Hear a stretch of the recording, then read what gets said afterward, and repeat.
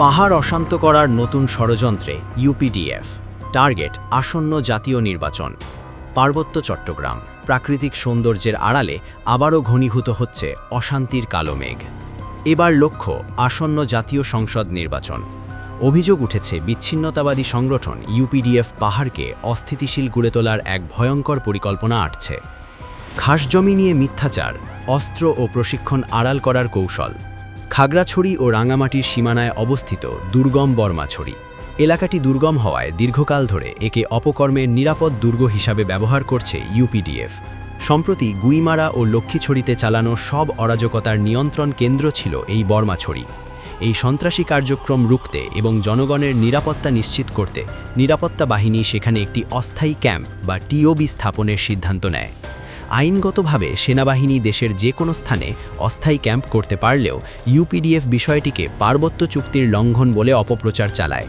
এমনকি ধর্মীয় আবেগ ব্যবহার করে ইউপিডিএফ তাদের সাইবার ইউনিটের মাধ্যমে এলাকায় গুজব রটায় বিহারের জমি দখল করা হচ্ছে, যা সম্পূর্ণ মিথ্যে। অথচ বন বিভাগ জানায় স্থানটি সরকারি খাসজমি এবং সেখানে আগে কোনো বনবিহার ছিল না।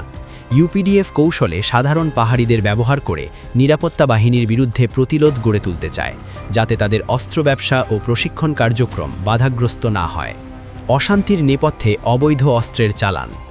উল্লেখ্য, ২০২৪ সালের ৫ই আগস্ট শেখ হাসিনা সরকারের পতনের পর থেকেই পাহাড়ে নৈরাজ্য করে ইউপিডিএফ। সেপ্টেম্বরে এক কিশোরী ধর্ষণের অভিযোগ তুলে তারা খাগড়াছড়িতে যে তাণ্ডব চালায় তাতে প্রাণ হারান ৩ পাহাড়ি যুবক। খোদ স্বরাষ্ট্র উপদেষ্টাই এই নৈরাজ্যের পেছনে প্রতিবেশী রাষ্ট্রের মদদের দিকে ইঙ্গিত করেছেন। বিগত সরকারের আমলে ২৪১টি ক্যাম্প সরিয়ে নেওয়ার সুযোগে ওপারে সন্ত্রাসীদের প্রশিক্ষণ ও অস্ত্র সরবরাহ বহুগুণ বেড়েছে। সামনে জাতীয় নির্বাচন। এই নির্বাচনকে টার্গেট করে সীমান্ত পথে আসছে অবৈধ অস্ত্রের চালান। নিরাপত্তা বিশ্লেষকরা বলছেন, এই মুহূর্তে বর্মাছড়ির মতো দুর্গম এলাকায় অস্থায়ী ক্যাম্প স্থাপন জরুরি। ইউপিডিএফের সন্ত্রাসীদের কঠোর হস্তে দমন করা না গেলে পাহাড়ের পরিস্থিতি আবারও নিয়ন্ত্রণের বাইরে চলে যেতে পারে। সার্বভৌমত্ব রক্ষা ও শান্ত পাহাড়ের জন্য এখনই সমন্বিত ও কঠোর পদক্ষেপ চান বিশ্লেষকরা।